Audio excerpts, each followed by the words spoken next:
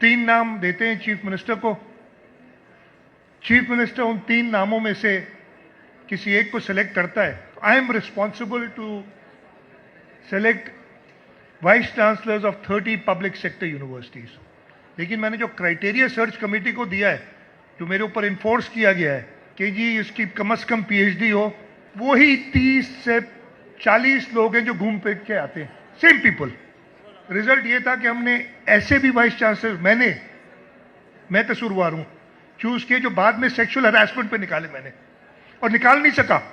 ऐसे भी vice chancellor थे, मैं नाम नहीं लूंगा, जिनकी fraud is glaring on the surface, जो उन्होंने फ्रॉड किए, कोर्टों से जाके स्टे भी ले आते थे। अनफॉर्चुनेटली ये पीएचडी थे, प्रोफेसर थे। मैं उन 2 प्रोफेसर्स को आज तक, I had to wait till the term was over. I could not sack them. After all the evidence, एक साथ ऐसे थे जिन्होंने बाहर से एक डेलीगेशन आया, उसकी टिकट्स और होटल के पैसे क्लेम किए, और वो जब उस डेलीगेशन को पता चला तो उन्होंने खत लिखा कि हमने खुद अपनी टिकट भरी है और खुद पैसे दिए, लेकिन मैं उसको निकाल नहीं सका हूं आज तक।